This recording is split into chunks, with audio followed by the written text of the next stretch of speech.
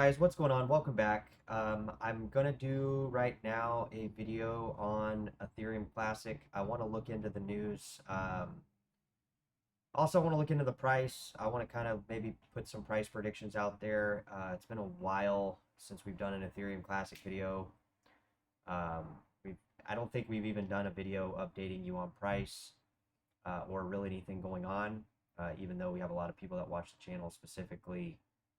I won't say specifically, but a lot of people are into the Ethereum Classic community, and so am I. And we've had a lot of interest around Zcash and Dash and stuff recently, so we've kind of like not been covering some of the stuff we typically cover. So we're doing a video. I just want to dive in, refresh, look at some new stuff. I know this potential Olympia hard fork was kind of in the works last. I think we covered it. Um, and just check out the price, give you guys an idea where I think it's going. So first, guys, welcome back. It's good to be here. Obviously, dropping some videos here tonight regarding some of the favorite coins that people watch here on the channel, and it's just good to catch up. So we're doing that tonight. See what's going on here. A lot of people been reaching out here. It's like an article written here by Cody Burns on the 15th. I was there when I made a choice to defend immutability. It wasn't easy, convenient, or even popular. It was the moment we decided that the principle of code is law. It's not just a slogan, it was a normal commitment to the permanence of truth. Others rewrote history to protect the few. We wrote a declaration of independence and chose to protect the many.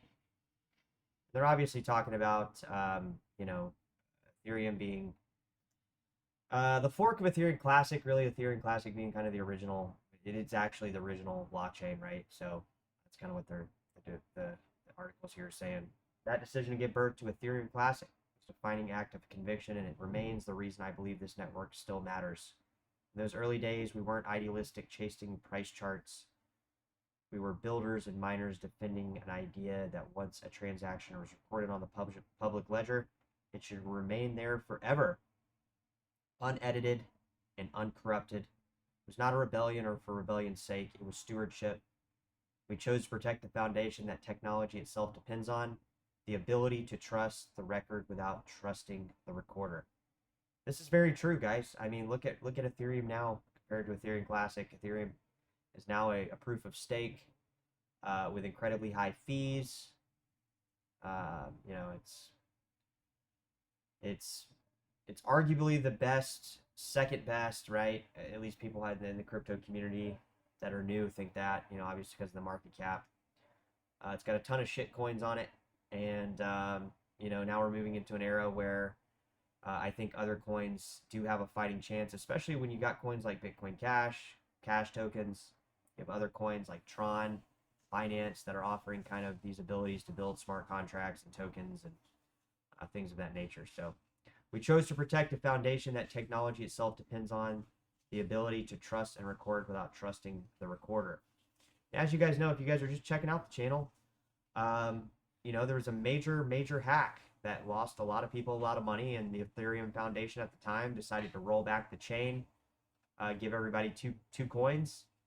I don't know if it's up to you to think if that was right or wrong, but Ethereum Classic, they like to think that it wasn't, that you learn from mistakes, and there shouldn't have been this rollback thing, and that's just what they think. And I do support that, guys. Code is law, and even from somebody that's not super tech savvy, I like the Ethereum Classic community. I like what it stands on, and I think it's worth checking out if you guys are into crypto. It's my best performing coin in terms of price.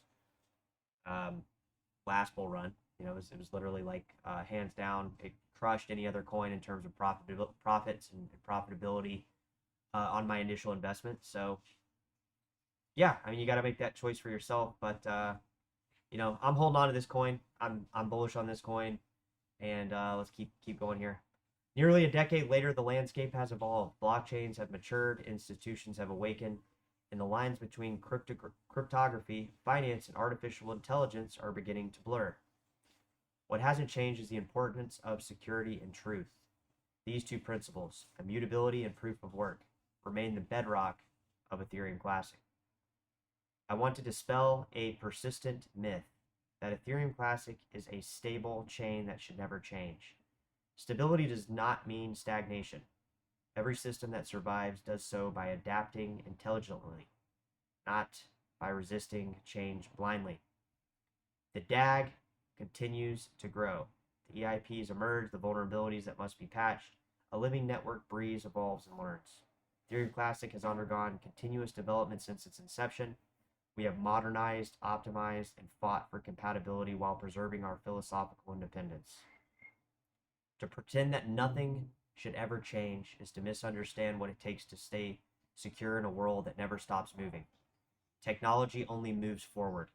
The question is whether we shape that future consciously or allow others to define it for us.